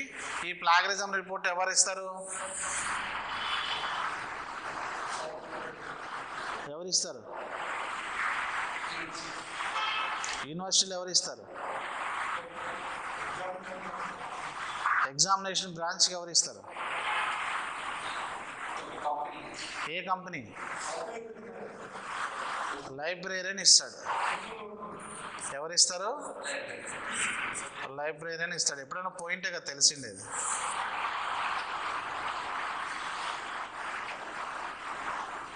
లైబ్రేరియన్ ఇస్తాడు. సో ఆయన ఇచ్చిన రిపోర్ట్ ఎవరికి పంపిస్తాడు? ఎగ్జామినేషన్ బ్రాంచ్కి పంపిస్తాడు. సో ఇంటర్న్ వాళ్ళు మీకు కమ్యూనికేట్ చేస్తారు, your plagiarism has done or more over this university norms కంటే ఎక్కువ ఉంది లేదా తక్కువ ఉంది.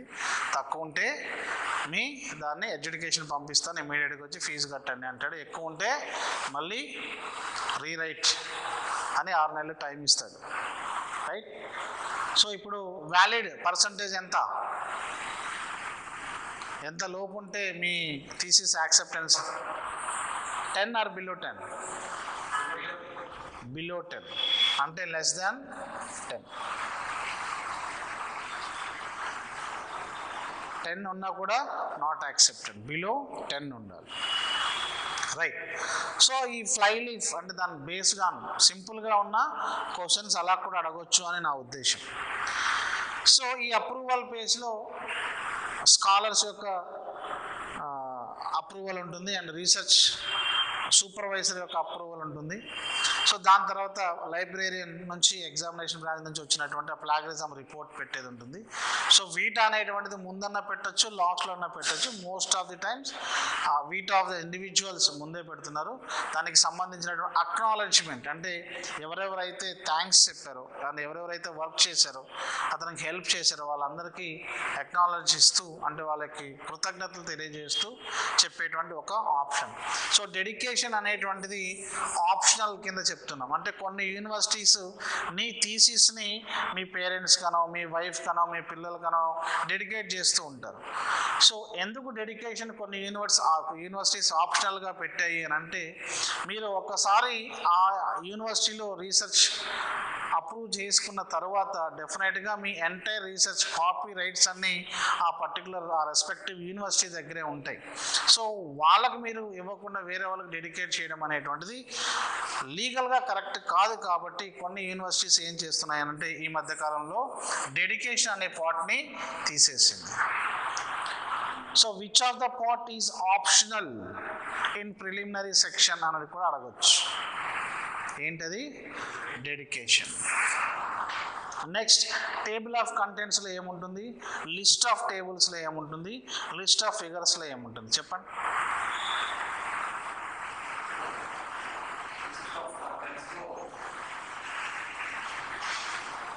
కంటెంట్లో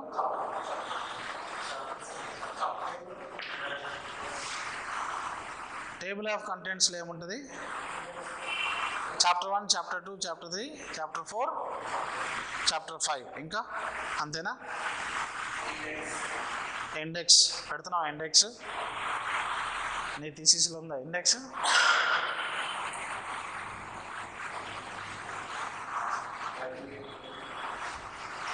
ఏం గ్రఫీ? బిబ్లియోగ్రఫీనైనా? ఇప్పుడు ఏమన్నా హీరోషిమా నాగసాకి నుంచి వచ్చినా ఇది బైబ్లియోగ్రఫీ అంటారు. సో టేబుల్ ఆఫ్ కంటెంట్స్లో chapter 1, chapter 2, chapter 3, chapter 4 and chapter 5 details అన్నీ ఓన్లీ న్యూమరికల్ డేటా ఇస్తాం. అంటే దాంట్లో ఉండేటువంటి ఆ ఏరియాలో మనం చెప్తాం. అండ్ లిస్ట్ ఆఫ్ టేబుల్స్ అనేటువంటిది ఏముంటుంది ఇక్కడ? లిస్ట్ ఆఫ్ టేబుల్స్ జస్ట్ ఎక్కడైతే ఏ టేబుల్స్ ఏ పేజ్లో ఉన్నాయనేటువంటిది అక్కడ ఆ హెడ్డింగ్తో రాస్తాం. ఆ పేజ్ నెంబర్ కూడా అక్కడ ఇవ్వడం జరుగుతుంది. లిస్ట్ ఆఫ్ ఫిగర్స్ అనేటువంటివి 2 టైప్స్గా ఉంటాయి. ఒకటి మీ రీసెర్చ్కి సంబంధించినటువంటి మీ అడ్మినిస్ట్రేషన్ ప్రోటోకాల్స్లో ఉండేటువంటి ఫిగర్స్ ఉండొచ్చు, లేదా మీరు మీ యొక్క డేటా ఆధారంగా వచ్చినటువంటి గ్రాఫ్స్ ఉండొచ్చు. సో ఈ ఫిగర్స్నే ఇల్లుస్ట్రేషన్స్ అని కూడా చెప్తారు, లేదా పిక్చర్స్ అని పెడుతుంటారు. ఈ గ్రాఫ్స్ని మాత్రం ఎగ్జాక్ట్గా గ్రాఫికల్ రిప్రజెంటేషన్ అనే వర్డ్ని 100% మీరు ఇవ్వాల్సిందే. సో వాటిని వీటి దానిలో మీరు ఇన్కార్పొరేట్ చేస్తారు. ఇది preliminary section of or frontal మెటీరియల్లో ఉండేటువంటి సీక్వెన్షియల్ ఆర్డర్. బాగా గుర్తుపెట్టుకోండి, ఖచ్చితంగా ఇలాంటి క్వశ్చన్స్ అడగడానికి అవకాశం ఉంటుంది. And next main body. Second part of the thesis is main body. Introduction, review of related literature, methodology, analysis, interpretation of results, summary, conclusion and recommendations. A main body పార్ట్లో entire థీసిస్ని represent చేస్తావు అని అడిగాడు ఒక దగ్గర question. నీ entire essence of your research may be included in the following chapters అని అడిగాడు. మెథడాలజీలో ఒక పార్ట్ గురించే మాట్లాడతాం, టెస్ట్ ప్రొసీజర్స్ వీటి గురించే మాట్లాడతాం, అనాలిసిస్లో క్యాలిక్యులేషన్ పార్ట్ గురించే మాట్లాడతాం.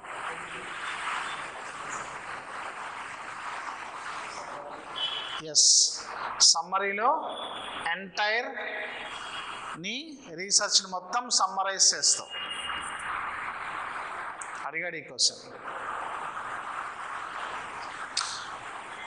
సో ఇంట్రడక్షన్ ఏం రాస్తాం? ఇంట్రడక్షన్లో మెయిన్ బాడీ పార్ట్ని కూడా సీక్వెన్షియల్ ఆర్డర్లో రాయమంటాడు. మెయిన్ బాడీ పార్ట్ని కూడా సీక్వెన్షియల్ ఆర్డర్లో రాయమని ఉండొచ్చు. డిసెండింగ్ ఆర్డర్లో రాయమంటే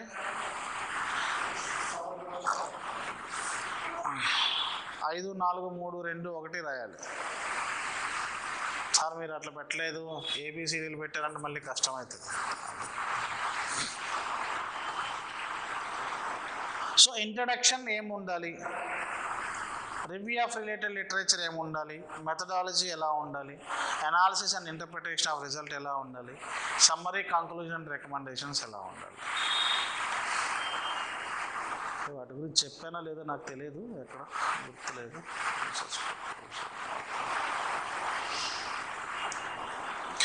ఇంట్రడక్షన్ అనేటువంటి చాప్టర్లో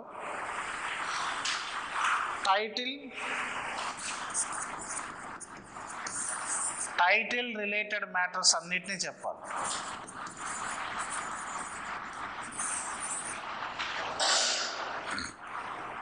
ఆల్ ఆస్పెక్ట్స్. దాంతోపాటుగా దాంట్లోనే limitations, delimitations, hypothesis and significance, ఇవన్నీ చెప్పాలి ఇంట్రడక్షన్ చాప్టర్లో. అండ్ వీటితో పాటుగా ఫైనల్గా ఎక్స్ప్లెనేషన్ ఆఫ్ టర్మ్స్,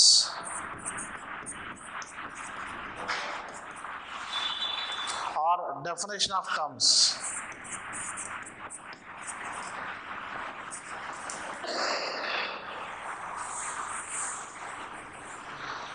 ఇప్పుడు కొత్తగా లేటెస్ట్గా అడుగుతున్నారు ఏంటంటే చాప్టరైజేషన్ అని అంటున్నారు.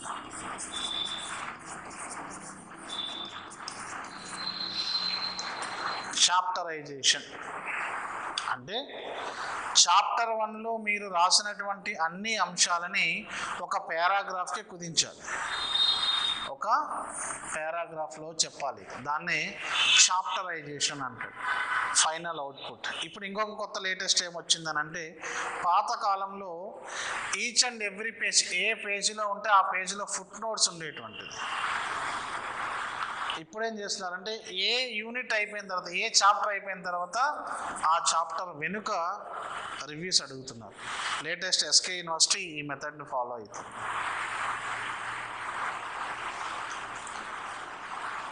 Okay, clear. సో ఇంట్రడక్షన్లో ఎంటైర్ మీ యొక్క టైటిల్ రిలేటెడ్ ఫోకస్ చేస్తున్నటువంటి డిపెండెంట్ వేరియబుల్స్ ఏంటి, ఇండిపెండెంట్ వేరియబుల్స్ ఏంటి, వాటి యొక్క సిగ్నిఫికెన్స్ ఏంటి, వాటి యొక్క ఇంపార్టెన్స్ ఏంటి ఉన్నాయి, ఇవన్నీ విషయాల్ని ఇంట్రడక్షన్లో అంతా రాసుకుంటూ వచ్చిన తర్వాత అండ్ దాంతో పాటుగా limitations, objectives of the test, purpose of the test, aim of the title, ఇవన్నీ రాసుకుంటూ రావాలి. ఒక్కొక్కటి రాసుకుంటూ వచ్చిన తర్వాత దాని యొక్క లిమిటేషన్స్ ఏంటి, డీలిమిటేషన్స్ ఏంటి, హైపోథిసిస్ ఏంటి, సిగ్నిఫికెన్స్ ఆఫ్ యువర్ టెస్ట్ ఏంటి లేదా టైటిల్ ఏంటి అనేటువంటిది రాయాలి. ఇదంతా అయిన తర్వాత రిలేటెడ్ టెర్మినాలజీ ఏవైతే ఉంటాయో అవన్నిటిని మీరు ఎక్స్ప్లెయిన్ చేయాలి లేదా డెఫినేషన్స్ అక్కడ ఇన్కార్పొరేట్ చేయాలి. దాని తర్వాత అగైన్ మళ్ళీ మీరు ఏం చేయాలి, చాప్టరైజేషన్ చేయాలి లేదా దానికంటే చాప్టరైజేషన్ అయిన తర్వాతనే ఆ చాప్టర్ యొక్క రివ్యూస్ అన్నిటి అంటే రెఫరెన్స్ సెక్షన్స్ అన్నిటినీ అక్కడ పెడుతూ ఉన్నారు. సో ఇది ఒక area. And second one review of related literature అని అంటాడు. Review of related literature RRL.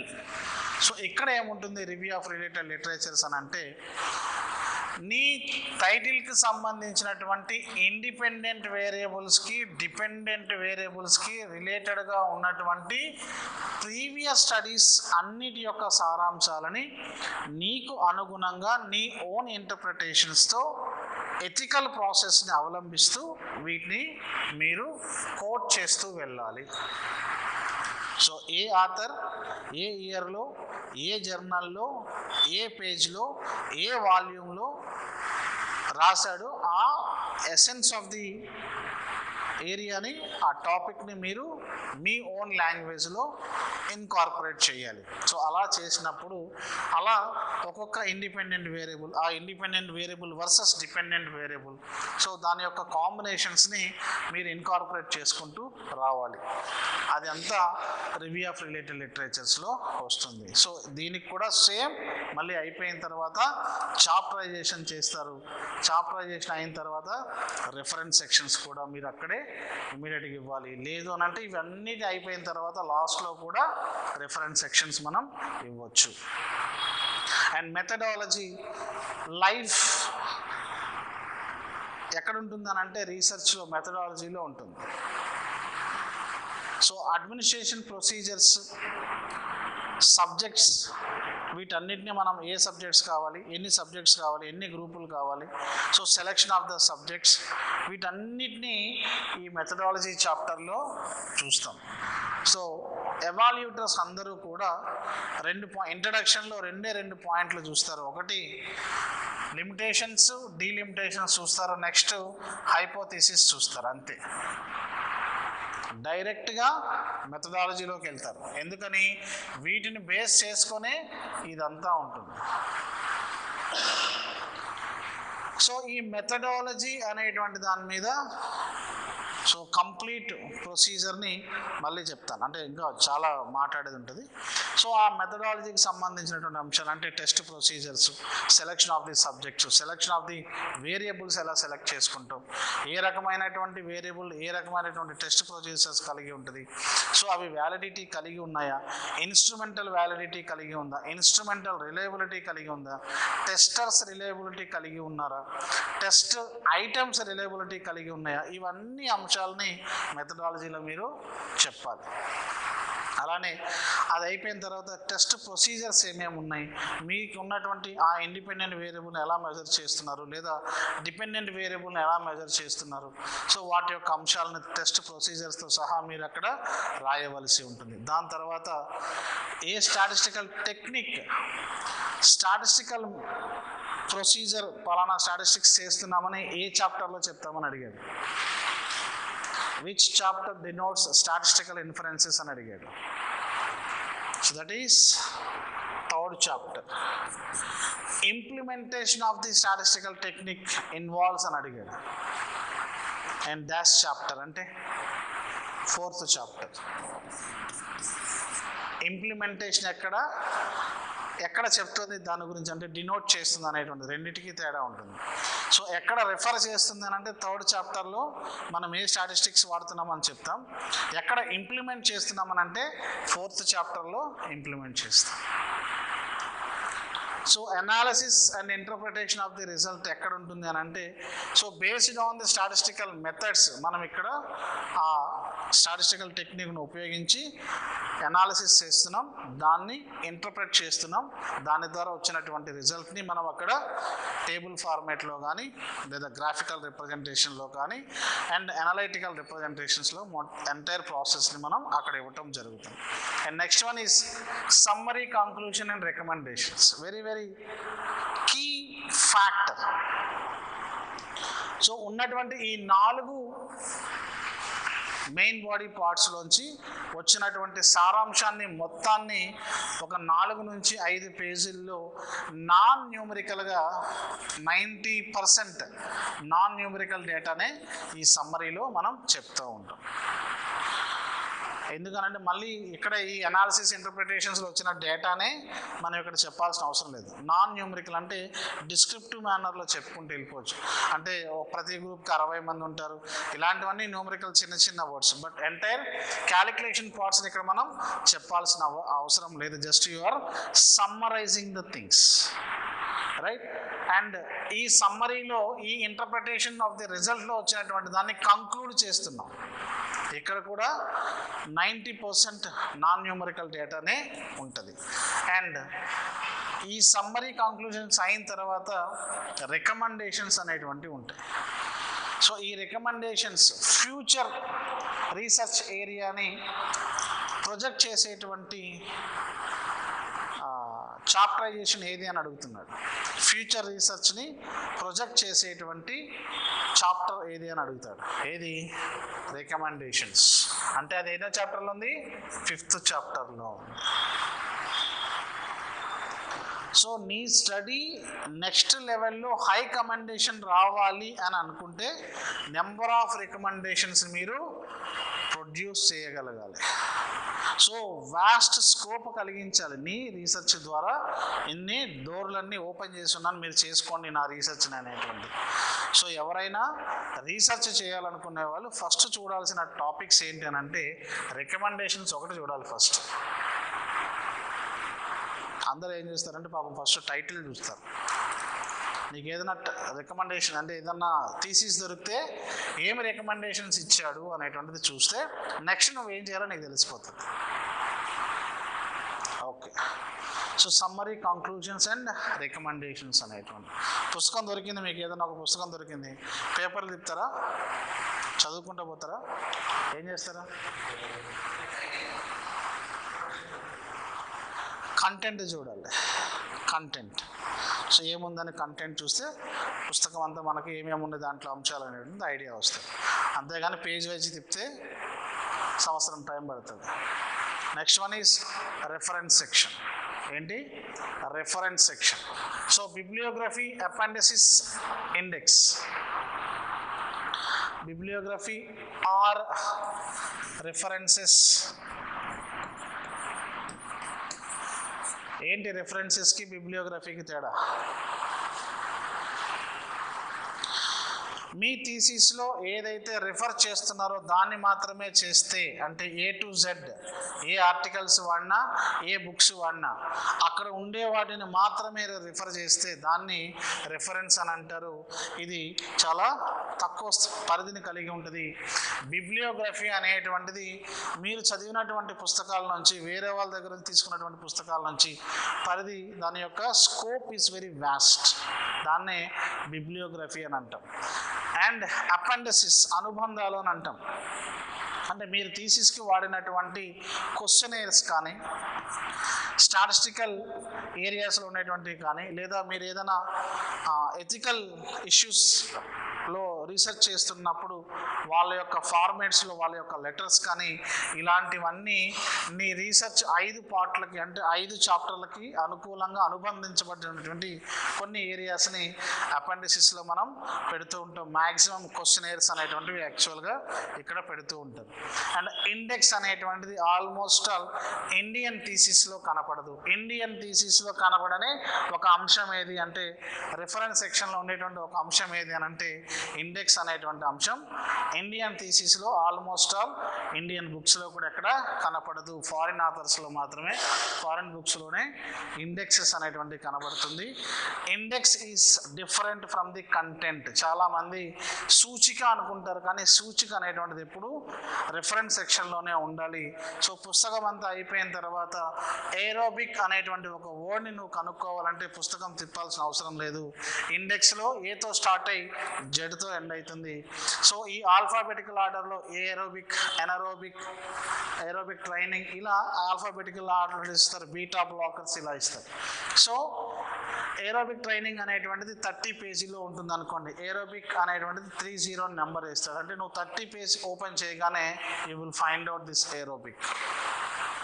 అలా ఏరోబిక్ అనేటువంటి వర్డ్ ఎక్కడెక్కడ ప్రొజెక్ట్ అయ్యిందో వాటి అన్ని నెంబర్లు అదే దాని మీద ప్రజెంట్ చేసి ఉంటాడు. So that is called index. అది సూచిక అని దాన్ని అంటాం. This is about the reference section. ఇంకా డెప్త్గా చెప్తాను, ఇంకా ఉన్నాయి, చాలా ఉన్నాయి వీటికి సంబంధించి.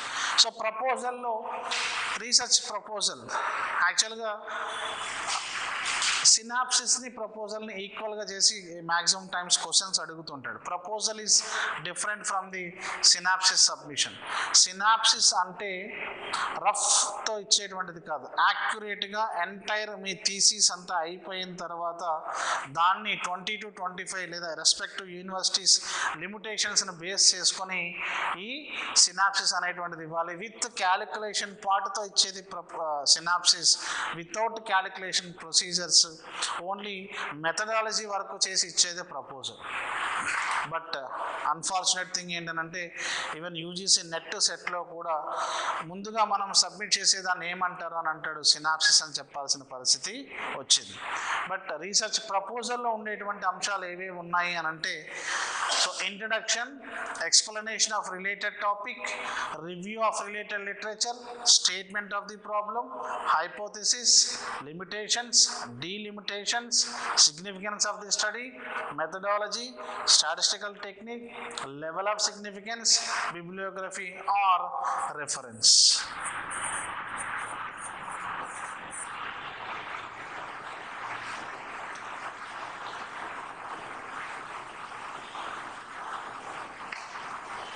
సో ఇంట్రడక్షన్, ప్రపోజల్ ఇక్కడ చూడండి, 4th చాప్టర్ లేదు, 5th చాప్టర్ లేదు.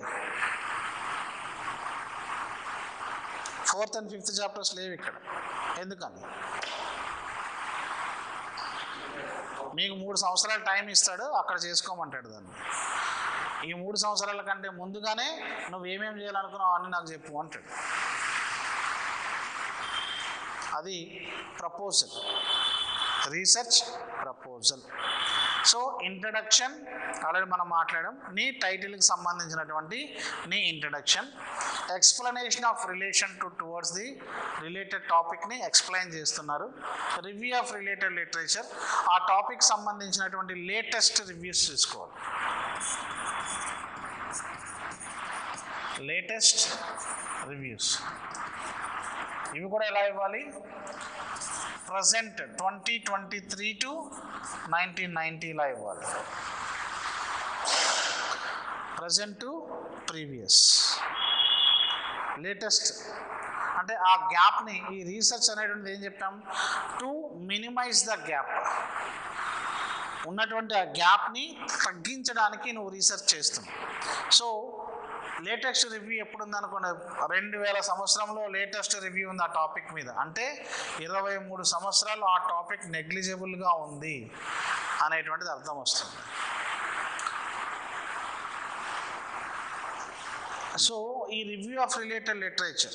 Next statement of the problem. Statement of the problem is nothing but just reflecting of the title, reflection of the title. Second time టైటిల్ని ఎక్కడ ప్రపోజల్లోనో లేదా థీసిస్లోనో చూడొచ్చు అని అంటే స్టేట్మెంట్ ఆఫ్ ది ప్రాబ్లంలో చూడొచ్చు.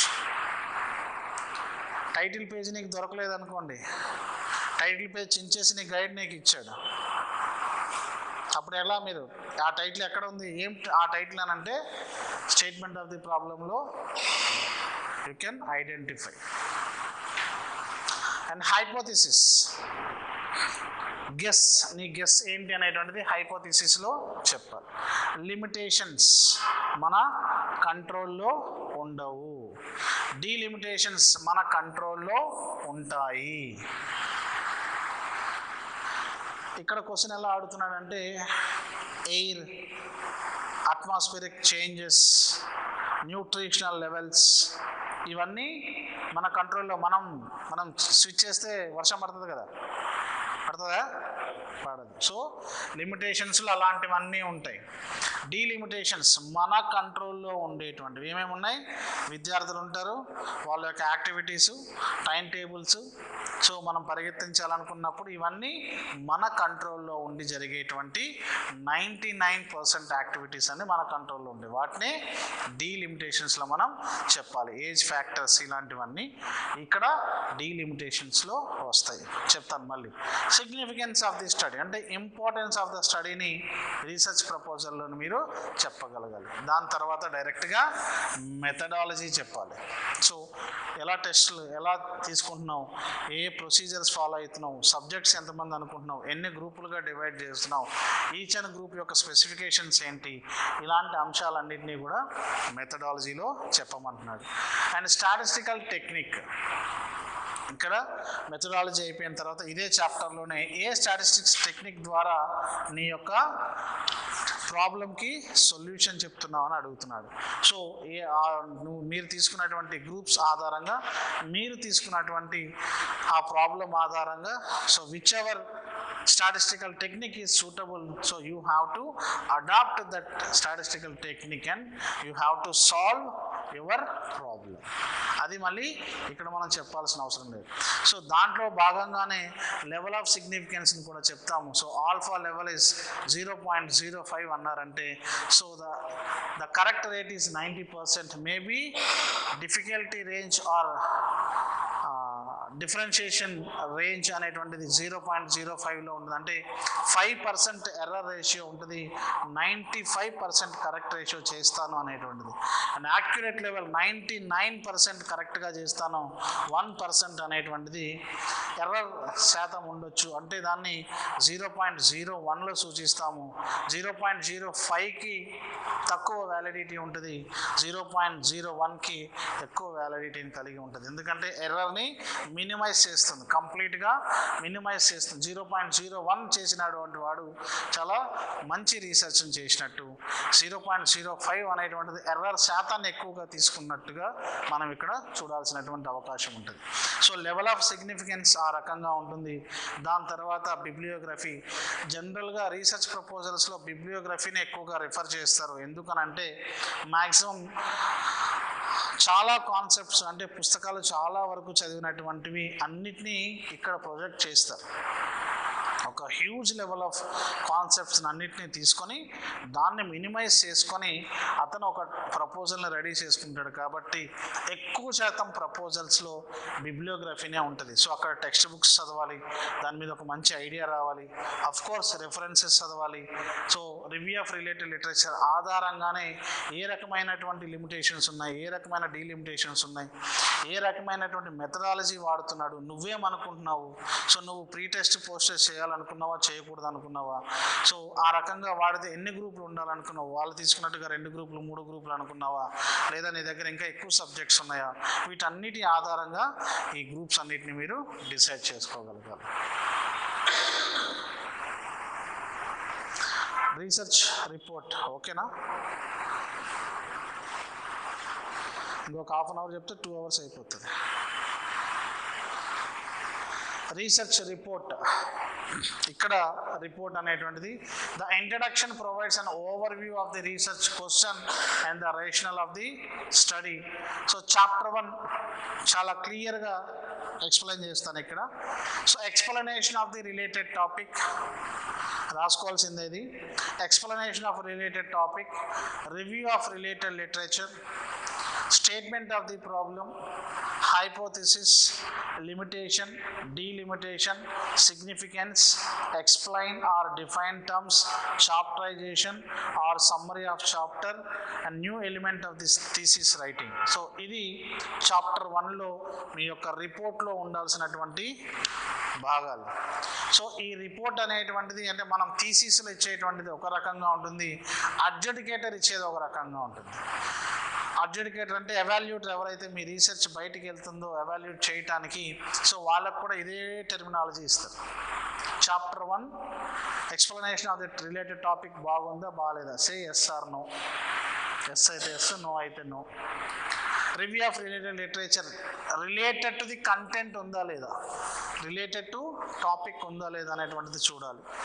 And statement of the problem, same టాపిక్ని రిఫ్లెక్ట్ చేశాడా లేదా, సేమ్ అలాంటి వర్డ్సే కాకుండా డిఫరెంట్ టెర్మినాలజీ ఉపయోగిస్తూ దాన్ని ఆ స్టేట్మెంట్ ఆఫ్ ది ప్రాబ్లమ్ని ఇచ్చాడా లేదా. సో టాపిక్ సంబంధించినటువంటి గెస్ కరెక్ట్గా ఉందా లేదా.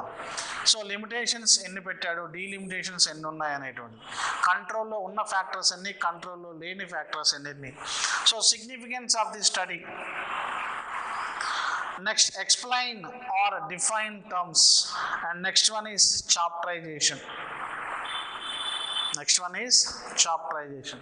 So summary of the chapter అంతటిని ఇక్కడ ఈ ఏరియాస్ అన్నిటినీ కలిపి మీరు సమ్మరీ ఆఫ్ ది చాప్టర్ లేదా సమ్మరైజేషన్స్ అని అంటాడు. ఇది new element in thesis writing. ఇప్పుడు ప్రజెంట్ ఉన్నటువంటి ఫ్యాక్టర్స్లో ఇది కూడా చేస్తున్నారు. బట్ వెరాస్ ఎడ్యుకేషన్లో ఎప్పటి నుంచో ఉంది. Education other than physical education అన్నిటిలో కూడా మ్యాక్సిమం చాప్టరైజేషన్స్ ఉన్నాయి. మనకు కూడా ఇది చాలా అద్భుతంగా వర్కౌట్ అవుతుంది. చాప్టరైజేషన్ చేసిన వర్క్ అంతటిని దట్ ఈస్ వెరీ ఈజీ. అంటే మనం అబ్స్ట్రాక్ట్ రైటింగ్లో చాలా బాగా ఉపయోగపడుతుంది ఇది. అబ్స్ట్రాక్ట్ రైటింగ్ అని అంటాం. సో వితిన్ 200-300 వర్డ్స్లో మ్యాక్సిమం మీరు ఇక్కడ నుంచి చాప్టర్ 1లో చేసిన వర్క్స్ అంతటిని ఆ 100-200 వర్డ్స్లో రాసేస్తారు.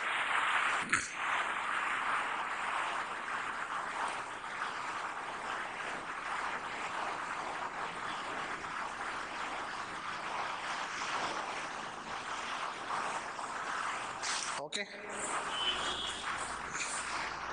And chapter 2, review of related literature.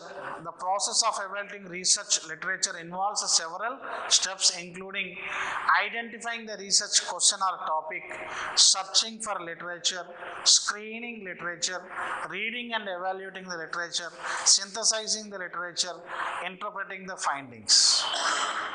Sequential order question ఇక్కడ అడుగుతాడు. సీక్వెన్షియల్ ఆర్డర్లో అడుగుతూ ఉన్నాడు. So identifying, so first you have to identify your question, that means topic, and related with the topic you have to search literature in search engines. PubMed అని అడుగుతాడు. PubMed ఏంటది? PubMed literature review చేసేటువంటి అన్ని reviews అనేటువంటి పబ్మెడ్లో ఉంటాయి. ఈ search ఇంజిన్లో మీరు మనకు కావాల్సిన టాపిక్ కొడితే మ్యాక్సిమం వందలు వేల రివ్యూస్ అన్నీ వస్తూ ఉంటాయి. అలానే డిఫరెంట్ కైండ్స్ ఆఫ్ దాంట్లో అన్ని పబ్మెడ్లో మనకు దొరుకుతాయి. స్క్రీనింగ్, సో మీరు ఇలా వెతుకుతున్నారు, జస్ట్ మీరు ఓన్లీ ఏరోబిక్ ట్రైనింగ్ అని కొట్టారు.